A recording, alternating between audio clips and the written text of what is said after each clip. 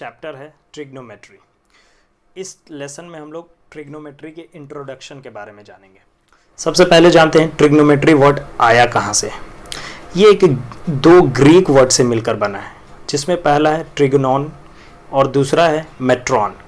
इसमें ट्रिगोनॉन का मतलब होता है ट्रायंगल और मेट्रॉन का मतलब होता है मेज़र। इन दोनों को मिलाते हैं हम लोग तो ट्रायंगल का मेज़रमेंट बनता है, यानी ट्रायंगल का अगर मेज़रमेंट करते हैं हम लोग तो उसी को ट्रिग्नोमेट्री नाम दिया गया है।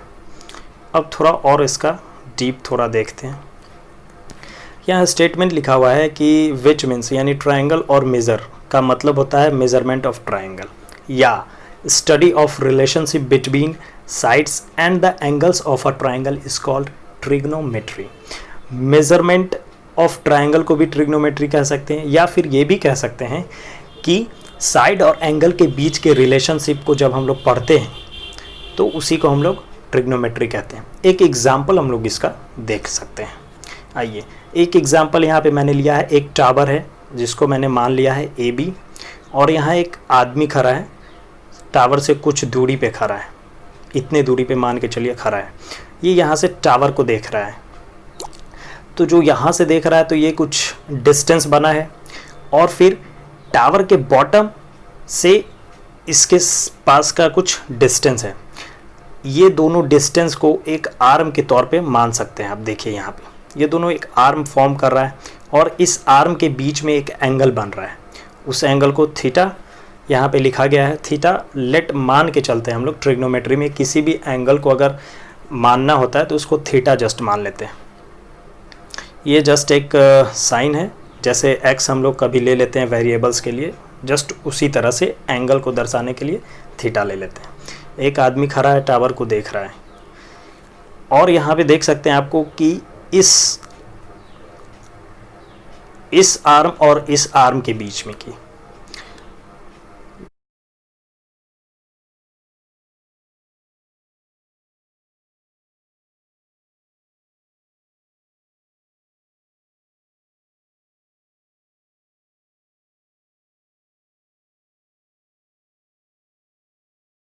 दोनों एक दूसरे पे परपेंडिकुलर हैं, और दोनों के बीच का एंगल 90 डिग्री बन रहा है।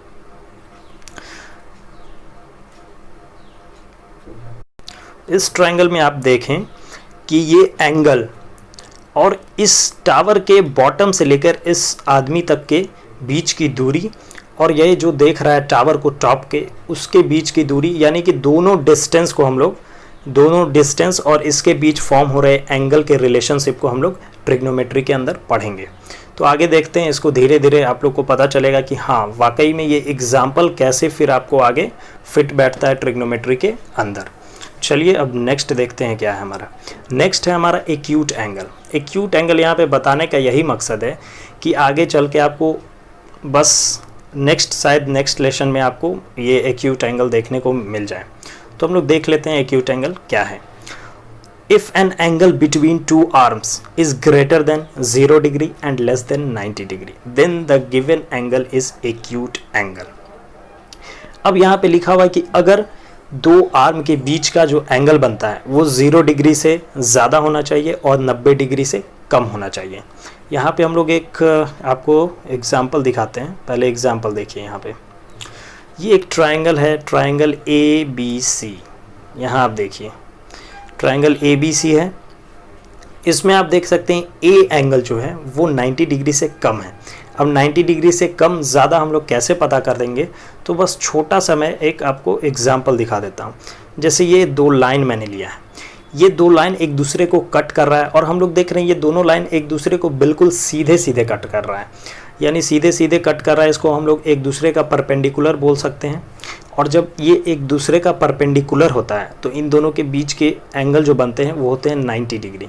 ये एंगल हो जाते हैं आपका 90 डिग्री, यही एंगल हो जाता है।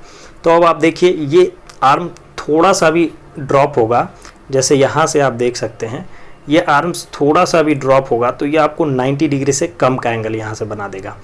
तो जस्ट इसी तरह से हम लोग यहाँ पे सीधा आप देख सकते हैं यहाँ पे कि आपको 90 डिग्री से कम दिख रहा होगा, क्योंकि इसका परपेंडिकुलर लेंगे तो ये कुछ इस तरह से यहाँ पे आएगा। तो इसलिए ये 90 डिग्री से कम है और 0 डिग्री से ज़्यादा है। अब 0 डिग्री से ज़्यादा कैसे हम लोग लेते हैं, ये एक और देखिए, ये एक लाइन मैंने लिया है ए बी, इसी पे अगर कोई लाइन कोइंसाइड करवा देते हैं हम लोग, मान लीजिए ए और बी एक लाइन लिए हैं, इसी पे कोई एक लाइन मैंने कोइंसाइड करा दिया है फिर से आपका सी और डी, तो ये दोनों लाइन जब एक दूसरे के ऊपर कोइंसाइड कर जाते हैं यानी ओवरलैप, यानी कि एक दूसरे के ऊपर चढ़ जाते हैं बिल्कुल, और फिर दिखाई नहीं देते हैं कि हाँ वाकई में वहाँ पे 2 लाइन है, तो वैसे केस में क्या होता है, उन दोनों के बीच के एंगल को हम लोग 0 डिग्री कहेंगे। यानी यहाँ ये कह सकते हैं कि ए और बी आर्म और सी और डी आर्म के बीच का एंगल जो होता है वो 0 डिग्री होता है।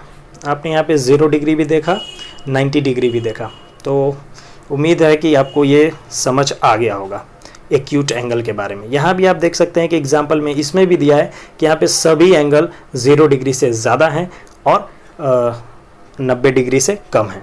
इस एग्जाम्पल में भी आप देख सकते हैं एक्यूट एंगल में कि सभी एंगल 0 से ज़्यादा है और 90 से कम है।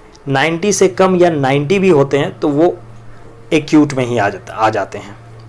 अब नेक्स्ट हम लोग देखते हैं क्या है, सॉरी एक मिनट, नेक्स्ट है हमारा ऑब्ट्यूज एंगल। अब ये क्या होता है देखते हैं। If an angle between 2 arms is greater than 90 degree but less than 180 degree then angle is obtuse angle. यानी 2 आर्म जो है उसके बीच की एंगल जो होगी वो 90 से ज़्यादा होगी बट 180 से कम होगी। अब यहाँ देखते हैं कैसे है। एक एग्जांपल यहाँ पे मैंने लिया है, आप देखिए, एक ट्रायंगल मैंने लिया है ए बी और सी। इस ट्रायंगल में मैंने बी और डी को बी से ज्वाइन किया है, एक परपेंडिकुलर लिया है जो कि यहाँ बी सी पे परपेंडिकुलर बन रहा है, D B perpendicular to B C. जब डी बी परपेंडिकुलर है तो ये 90 डिग्री बनाएगा। आप देखिए यहाँ पे जब यहाँ इसके साथ 90 डिग्री का एंगल बन रहा है तो ये आर्म जो है ये डी के बाद आता है, बी डी आर्म के बाद आता है बी ए, तो ये और ज़्यादा खुल रहा है। यहाँ पे आप देख सकते हैं जैसे ये मैंने बताया इन दोनों के बीच 90 डिग्री बन रहा है, डी बी सी 90 डिग्री का एंगल है। फिर वहीं ए बी सी लेते हैं तो ये 90 से ज़्यादा हो जाता है, इसीलिए यहाँ पे हम लोग इस ट्रायंगल को ऑब्ट्यूज एंगल ट्रायंगल कहते हैं। अब नेक्स्ट हम लोग देखते हैं क्या है। इस एग्जाम्पल में मैंने आपको दिखाया कि कैसे ये एंगल 90 डिग्री से ज़्यादा है। अब आपको मैं एक बोर्ड पे दिखाता हूँ कि ये 180 से कम कैसे हैं। जैसे एक मैंने लाइन लिया है, यहाँ पे स्ट्रेट लाइन मैंने ले लिया है, ये स्ट्रेट लाइन है, यहाँ पे ए एंड बी है। ये आप यहाँ एक पॉइंट मैं अगर ले लूँ, यहाँ पे आप देख सकते हैं सी पॉइंट, सॉरी यहाँ पे पॉइंट सही से आ नहीं रहा है बट आप यहाँ पे एज्यूम कर लें कि यहाँ पॉइंट एक सी है, तो इस लाइन पे जो एंगल बनेगा वो 180 डिग्री होता है और ये एक स्ट्रेट लाइन है। यहाँ जब इन दोनों यानी ए सी और सी बी आर्म के बीच का एंगल 180 डिग्री बन रहा है, तो इससे ये कम है क्योंकि ये आर्म थोड़ा हम लोग ऊपर करेंगे, तो थोड़ा ऊपर करेंगे तो आप यहाँ देख सकते हैं कि ये आर्म को मैंने बी सी यहाँ पे है, तो ये पूरा यहाँ से यहाँ तक 180 हो जाता है ये, लेकिन ये आर्म यहाँ ऐसे नहीं होकर ये धीरे धीरे समझिए यहाँ पे चला गया है, तो ये 180 से कम होता है। तो इस एग्जाम्पल में मैंने ये भी दिखा दिया आपको कि 90 डिग्री से ज़्यादा और 180 से कम कैसे हैं। और 180 डिग्री में भी पॉसिबल इसीलिए भी नहीं हो सकता है क्योंकि ट्रायंगल के सभी एंगल का सम 180 डिग्री होता है और एक ही स्ट्रेट एंगल पे अगर एक ही आर्म पे 2 आर्म के बीच का 180 डिग्री अगर एंगल बनता है तो वो ट्रायंगल फॉर्म नहीं कर पाएगा। आपने अभी ट्रिग्नोमेट्री के बारे में जाना, ट्रिग्नोमेट्री के डेफिनेशन के बारे में जाना। यहाँ मैं बता रहा हूँ, एक छोटा सा ओवरव्यू लेता। ट्रिग्नोमेट्री के डेफिनेशन के बारे में मैंने अब बताया, फर्स्ट थिंग। सेकंड थिंग आपको मैंने एक्यूट एंगल के बारे में बताया।